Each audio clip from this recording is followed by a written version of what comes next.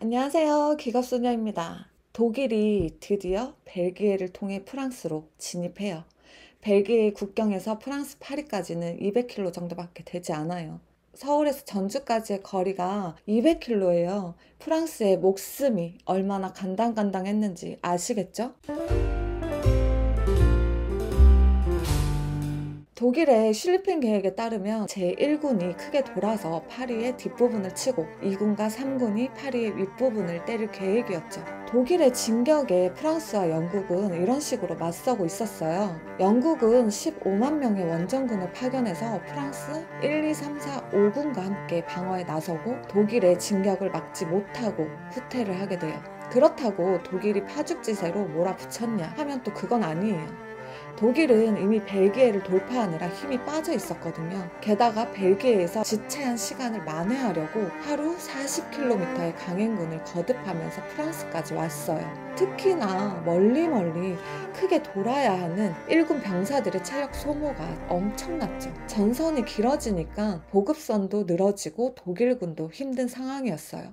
여기서 슬리핑 계획이 얼마나 탁상 공론이었는지가 드러나요. 장군들이 그냥 지도를 보고 화살표를 찍찍 그으면서 언제까지 여기로 진격해 이렇게 말을 하는 건 쉽지만 실제로 일선에서 발로 뛰어야 하는 병사들은 그게 아니죠. 실제로 해보니까 슬리핑 계획은 사람 잡기 딱 좋은 계획이었던 거예요.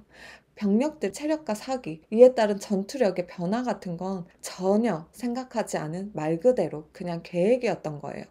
도저히 파리의 후반까지 먼 길을 갈 수 없었던 독일 제1군은 원래의 작전 계획을 변경해요. 어차피 시간도 지체되었는데 멀리 돌면서 시간 끌지 말고 그냥 파리의 머리 위를 쾅 하고 때려버리자 하는 거죠. 독일의 제1군이 이런 결정을 내린 건 지치기도 했지만 병력 부족이라는 문제도 있었어요. 원래 슐리핑 계획은 독일 서부 전선 병력의 90%를 벨기에 쪽 침공에 쓰고 나머지 10%가 알프스 위쪽에서 프랑스의 반격을 막겠다는 극단적인 계획이었죠. 그런데 성격 자체가 신중론자였던 독일 참모총장 몰트케는 90%는 좀 심하지 않냐? 라고 하면서 병력 배분을 9대1에서 7대3으로 바꿔버렸어요. 여기서 동부전선의 러시아가 생각보다 일찍 도착하면서 프랑스 침공에 참가 중이었던 두 개 정예 군단을 빼서 철도로 동쪽으로 이동시켜버리죠. 이런 여러 가지 이유로 독일 1군은 진격 거리를 줄여서 파리를 위쪽에서 공격하게 되는데 계획보다 진격 거리를 줄이면서 오른쪽 측면이 적에게 노출될 가능성이 있었어요. 근데 독일 참모부는 이걸 크게 신경 쓰지 않아요. 프랑스군의 전력 자체를 얕본 데다가 프랑스군의 주력 1군에서 5군까지가 전부 벨기에 쪽 방어에 투입되어 있었거든요. 파리는 절대절명의 위기에 빠집니다. 독일군은 파리 인근의 마른강을 향해 진격하고 있었고 파리에 있던 미국 대사관은 48시간 안에 파리가 함락될 것 같다는 정보를 본국에 띄웁니다. 프랑스 정부 역시 파리 함락을 기정사실로 받아들이고 보르도로 이미 피난을 떠난 상황이었죠. 이제 프랑스에게 남아있는 희망은 독일 1군을 맡고 있던 프랑스 5군을 재정비하고 남쪽 부대를 재편성해서 새롭게 만든 6군을 어떻게 해서든 최대한 빨리 마른강에 있는 곳까지 보내서 독일군을 막아내는 것밖에 없었어요. 드디어 1914년 9월 5일 마른강을 사이에 두고 독일 1군과 프랑스 제6군과의 전투가 벌어져요.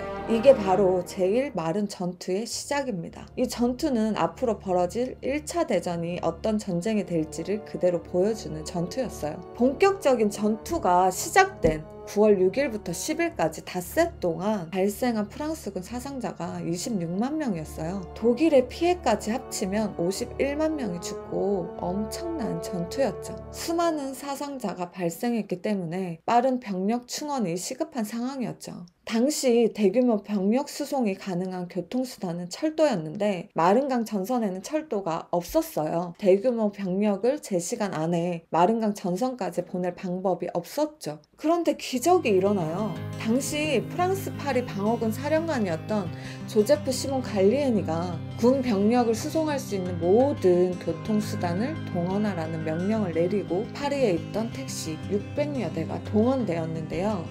9월 8일까지 택시들은 파리에서 마른강까지 40km 거리를 오가면서 6,000명의 병력을 나릅니다. 이 덕분에 독일군 진격을 막아냈다고 하는데요. 프랑스 사람들은 마른의 기적이라고 부릅니다.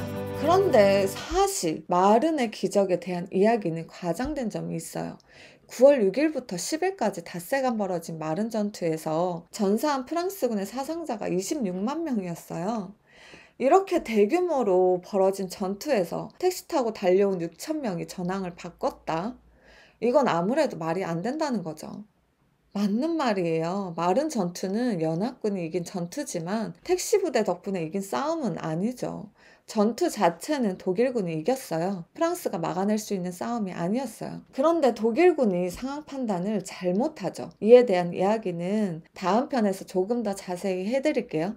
일단 전체적인 상황을 간단하게 말하자면 독일의 제1군과 2군 사이가 40km로 벌어져 있었는데 이제 전투가 계속되면서 60km까지 더 벌어지고 그 사이를 영국군이 치고 들어오게 돼요. 일설에 의하면 영국군이 공격하려고 치고 들어간 게 아니라 우연히 길을 잘못 들었다가 그 사이를 들어간 거라는데 독일군은 이에 크게 당황해요. 그렇잖아도 마른 전선에서 사상자가 크게 발생하고 있는데 영국군에 의해 1군과 2군 사이가 끊어지게 되면 독일 2군과 3군이 호위 섬멸될 수도 있다는 두려움에 독일군이 지레 겁을 먹고 전부대 후퇴를 명하면서 프랑스가 얼떨결에 이기게 된 전투거든요. 그래서 사실 택시 타고 전투에 투입된 6,000명의 전가는 미미할 수밖에 없었습니다. 하지만 전쟁이라는 건 전투만으로 이뤄지는 게 아니잖아요.